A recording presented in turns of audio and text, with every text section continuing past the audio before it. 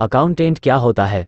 Accountant का क्या काम होता है, इस बारे में हम आपको जानकारी दें इससे पहले आइए आपको हम बताते हैं कि अकाउंटेंट क्या होता है। दरअसल अकाउंटेंट वो पद होता है जो कि किसी भी संस्थान में पूरी तरह से पैसों के लेन देन का हिसाब किताब रखता है। उसका काम होता है कि कौन सी चीज़ के लिए पैसा बाहर गया, कब पैसा आया, साथ ही यदि किसी तरह का बैंक लोन लिया गया है तो उसका क्या स्टेटस है। कुल मिलाकर यदि उसके संस्थान में किसी तरह की भी आर्थिक तौर पर गतिविधि होती है तो उसकी जानकारी अकाउंटेंट को अवश्य होती है। यहाँ हम आपको एक और जानकारी दे दें कि कई संस्थान ऐसे भी होते हैं जहाँ बड़ी संख्या में अकाउंटेंट होते हैं, सबके काम भी उनके हिसाब से बनते होते हैं।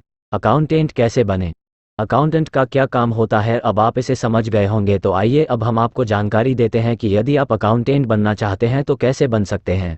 इसके लिए कोर्स के साथ हम रोजगार तलाशने का तरीका भी हम आपको बताएंगे, इसलिए आप अंत तक अवश्य पढ़ें।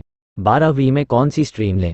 यदि आपका बचपन से ही अकाउंटेंट बनने का सपना है तो जरूरी है कि आप अपने स्कूल स्तर पर ही आप गणित विषय में काफ़ी मेहनत करें। इसके बाद जब आप 10वीं पास कर लेते हैं तो आपको हमेशा कॉमर्स विषय के साथ ही जाना चाहिए। यदि आप 12वीं में कॉमर्स की बजाय कोई दूसरा विषय ले लेते हैं तो आप आगे चलकर कभी भी अकाउंटेंट की पढ़ाई नहीं कर सकते हैं, इसलिए इसे पूरी गंभीरता से लें।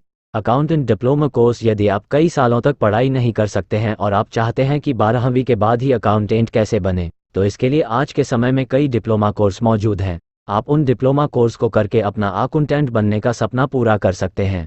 इन डिप्लोमा कोर्स की खास बात यह है कि इनके अंदर आपका पैसा भी कम लगेगा, साथ ही आप इन्हें 1 से 2 साल में ही पूरा कर सकते हैं। हालांकि इनसे जुड़े अच्छे कॉलेज बेहद कम मौजूद हैं, इसलिए संभव है कि आपको डिप्लोमा कोर्स करने के लिए घर से दूर भी जाना पड़े, लेकिन यदि आपके पास पूरा समय है तो आप हमेशा डिग्री कोर्स ही करें। B.com बैचलर ऑफ कॉमर्स, ये हमारे देश में एक नामी डिग्री कोर्स है जिसे करके आप अकाउंटेंट बनने का सपना पूरा कर सकते हैं। ये कोर्स 12वीं के बाद किया जा सकता है, जो कि एक डिग्री कोर्स है, इसलिए इस कोर्स की अवधि कुल 3 साल की होती है। इस कोर्स की खास बात यह है कि इसे आप अपने गांव देहात के जो कॉलेज होते हैं उनमें भी आसानी से कर सकते हैं। साथ ही इसकी फीस भी नामात्र होती है, लेकिन ऐसा नहीं है कि इस कोर्स के अंदर आपको केवल अकाउंटेंट के बारे में ही बताया जाएगा। इस कोर्स में आपको बिजनेस, अर्थशास्त्र और हिंदी अंग्रेजी की जानकारी भी दी जाएगी, ताकि आपका 3 साल में बहुमुखी विकास हो सके। आइए आपको इस कोर्स के 3 साल के अंदर आने वाले विषयों की जानकारी देते हैं। M.com मास्टर ऑफ कॉमर्स, यदि आप अकाउंटेंट बनने के लिए और ज़्यादा पढ़ाई करना चाहते हैं तो आगे चलकर आप M.com भी कर सकते हैं। ये कुल 2 साल का कोर्स होता है, जिसे आप B.com करने के बाद कर सकते हैं। इसके अंदर भी आपको अकाउंटेंट से जुड़ी चीज़ें बताई जाएंगी। इस कोर्स को करने के बाद आपकी जानकारी और ज़्यादा अच्छी हो जाएगी, साथ ही आपको रोजगार तलाशने में भी आसानी रहेगी।